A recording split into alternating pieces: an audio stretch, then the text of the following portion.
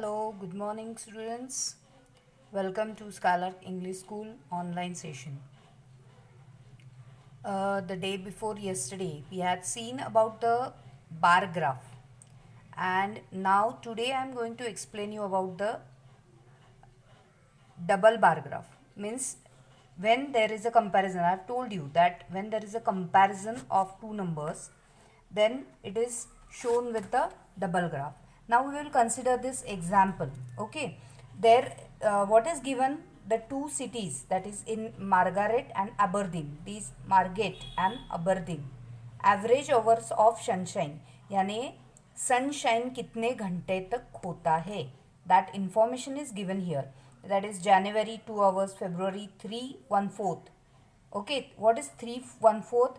यानी 1/4 यानी our, 60 minutes का आवर होता है, तो उसका 1/4 कितना होता है? 60 का 1/4 यानी 15 होता है. ओके, तो 3 hours 15 minutes, then 4 hours 4 hours, 7 का 3/4, 3/4 यानी कितना होता है?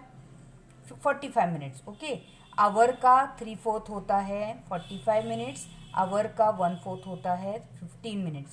सो 3 hours 15 minutes, यहाँ पे 7 hours 45 minutes. Next 8 hours 7.5, half hour यानी कितने मिनट होते हैं? 30 minutes. सो 7 30 minutes, 7 hours. 6/1/4 यानी again 7 and 15, 6:15. October 6, November 4, December 2. Okay, I will show you the example. Consider the following collection of data given the average daily hours of sunshine in the two cities. So Margate and the Aberdeen, these are the two cities where the sunshine hours are given. यानी कितने घंटे तक sunshine रहता है. तो ये सब data दिया है. जैसे कि मैंने आपको बोला आवर्स है, तो उसका आवर्स का हाफ होता है 30 मिनट्स, आवर्स का 1/4 होता है 15 मिनट्स, आवर का 3/4 होता है 45 मिनट्स. ओके, तो ऐसे जो है यहाँ पे जब दो सिटीज़ की कंपैरिजन दी है, तो वो अगर आपको बार ग्राफ पे दिखानी है तो that is shown with the double graph. See here the double graph is given. तो हमें क्या है यहाँ पे, हमें क्या दो कॉलम्स दिए हैं, average hours of sunshine and months. तो यहाँ पे हमें क्या लिखना है? X axis, this is a X axis, this is a Y axis. So X axis पे हमें क्या लिखना है? Name of the months, that is January, February, March, April, May, June, July, August, September up to December. And here we are going to write the hours of sunshine. Okay, तो यहाँ पे अगर आपने देखा तो have you seen the number 2, 3.15, 4, 7.45, यानी सबसे छोटा नंबर है 2 और सबसे बड़ा नंबर है 8. ओके, यहाँ पे भी आप देख सकते हो 1.50 है. ओके, सॉरी 1.30, तो सबसे छोटा नंबर है 1.30. उसके बाद आता है सबसे ज़्यादा बड़ा नंबर कौन सा है यहाँ पे? 6.30. समझ में आया? यानी दोनों में से आपको बड़ा नंबर क्या है? 1 से लेके 8 तक समझो बड़े नंबर है. तो आपको ऐसे डिवाइड करना है यूनिट को कि वो 8 तक आ जाए. तो हम क्या करेंगे? 1 unit is equal to 1 hour. Okay, 1 unit is equal to 1 hour. See, this is the 1 unit. This is 1 hour, 2 hour, 3 hour, 4 hour, 5 hour, 6 hour, 7 hour, 8 hour. क्योंकि हमारा सबसे बड़ा नंबर है 8 hour. तो यानी ये इस हिसाब से वहाँ पे बैठ सकता है. ओके, तो अभी पहला जो है वो क्या है? मार्गेट का है 2 hours और एबरदीन का है 1.30. तो यहाँ पे देखो, यहाँ पे आपको दिख रहा है ये है 2 के यहाँ हमने बार निकाला है, और ये जो है ये 1 है. तो 1.30 यानी 1 and 2 का बीच वाला नंबर है. तो ये हो गया 1.30. ये आवर्स में है, यानी 1 और 2 का जो हाफ है वो आवर होगा. ओके, नेक्स्ट जो है फेब्रुवरी मंथ का 3.14. 3/1/4 यानी कितना होगा? 15. 3.15, तो ये 3 है, उसका 15. ओके, यहाँ पे देखो ये 3 है, उसका 15, यानी ये यहाँ पे 3.15 और दूसरा है 3, यानी एग्जैक्टली 3. यानी यहाँ पे देखो, यहाँ सॉरी फेब्रुवरी का 3, 2, 3, 4. ओके, उसके बाद यहाँ पे देखना है, सॉरी, मार्च का कितना दिया है, 4 and 3.30, 4 and 3.30। सो मार्च का 4, यहाँ पे देखो ये 4 है, that is of Aberdeen, sorry Margaret.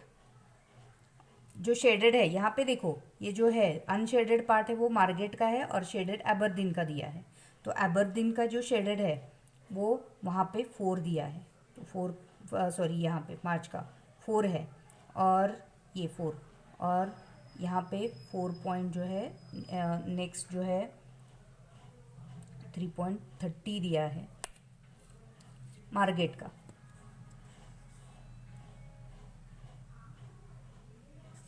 तो इस हिसाब से आपको ये ड्राइंग करना है। 1 unit is equal to 1 hour of sunshine. Okay, so this is the, ये इसे बोलते हैं double diagram, double bar graph. और एक एग्जाम्पल यहाँ पे दिया है, let's take another example. See, I will read for you. A mathematics teacher wants to see whether a new technique of teaching she applied after quarterly test was effective or not. She takes the score of 5 weakest children in the quarterly test out of 25 and in the half year test out of 25. समझ में आया? यानी quarterly base और half yearly base जो है उसने test लिया है आउट ऑफ 25 का, और उसमें से वीक बच्चे 5 लिए हैं। ओके, उसमें से वीक बच्चों के नाम है Ashish, Arun, Kavish, Maya and Rita. These are the 5 weak children. Okay, तो ये 5 चिल्ड्रन के क्वार्टरली और हाफ ईयरली के मार्क्स है आउट ऑफ 25। यहाँ पे दिख रहा है 10, 15, 15, 18, 12, 16, 20, 21, 9 and 15। Okay, so these are the marks. तो अभी आप देखो यहाँ पे सबसे छोटा नंबर क्या है, 9 है, और सबसे बड़ा नंबर क्या है, 21 है। यानी 9 से लेके 21 तक आपका फिट होना चाहिए। तो इसीलिए क्या करोगे आप, 5 का डिफरेंस लेना है। 1 unit is equal to 5, 1 is equal to 5 marks. Okay, 1 unit is equal to 5 marks. यानी यहाँ पे आप देख रहे हो डबल बार ग्राफ, यहाँ पे देखो 0, 5, 10, 15, 20, 25, क्योंकि आपके बार ग्राफ पे उतना फिट होना चाहिए सब। 21 यानी 20 के ऊपर गया है, यानी 25 तक आपको लेना पड़ेगा। और यहाँ पे क्या दिया है, ये आपको, ये जो स्केल है वो आपको लिखनी ज़रूरी है। दिस नंबर्स यहाँ पे जो क्या है, यानी हॉरिजॉन्टल लाइन पे क्या आएगा, वर्टिकल लाइन पे क्या आएगा, वो भी आपको बताना पड़ेगा। तो यहाँ पे क्या है, नेम ऑफ द स्टूडेंट्स आएंगे और एक्स एक्सिस पे, और वाई एक्सिस पे आएगा मार्क्स। ओके, उनके ईयरली और क्वार्टरली। तो ये जो ब्लैंक स्क्वायर है यानी अनशेडेड पार्ट है वो क्वार्टरली है, और शेडेड पार्ट है वो ईयरली है। दो, और स्केल यहाँ पे दिख रहा है, स्केल भी लिखना ज़रूरी है। यहाँ पे उन्होंने यहाँ पे लिखा है, अदरवाइज आपके ग्राफ पेपर पे ऊपर स्केल लिखनी होती है। स्केल क्या दिया है, 1 unit is equal to 5 marks. तो ये स्केल जो है यहाँ पे भी देखो, यहाँ पे स्केल लिखा गया है, यहाँ पे शेडेड अनशेडेड पार्ट, यहाँ पे X Y axis, this is X axis, this are number, यानी months, name of the months, and this is the hours of, यहाँ पे लिखा है। तो ये बहुत ज़रूरी है लिखना, ये नहीं लिखोगे तो आपके मार्क्स कट हो सकते हैं। तो ये very important note is there that you have to keep in mind. तो यहाँ पे देखो आपको आशीष के मार्क्स है 10 और 15, तो आपको दिख रहा है 10 का मार्किंग भी है और 15 का मार्किंग भी है।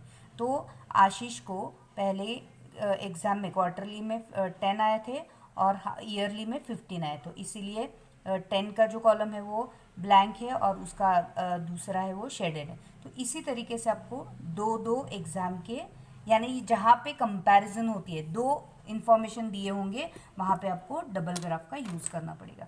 तो इसी ऊपर 3 जो हमने एक्सरसाइज लिया था उसके नेक्स्ट क्वेश्चन जो है वो आपको सॉल्व करने हैं 3.3 के, जो जैसे कि हमने 3.3 के 3 क्वेश्चन सॉल्व किए थे, उसके आगे के आपको 4, 5, 6 जो है वो डबल ग्राफ के ऊपर है, वो आपको सॉल्व करना है। So try this at home, then next day I will give you the solution. But ऐसे नहीं करना है कि मैं सॉल्यूशन देने वाली हूँ तो आप कुछ बिना कुछ करे बैठोगे. आपका होमवर्क आएगा तो ही मैं सॉल्यूशन भेजने वाली हूँ. That you have to keep in mind. Okay, till then goodbye and good night.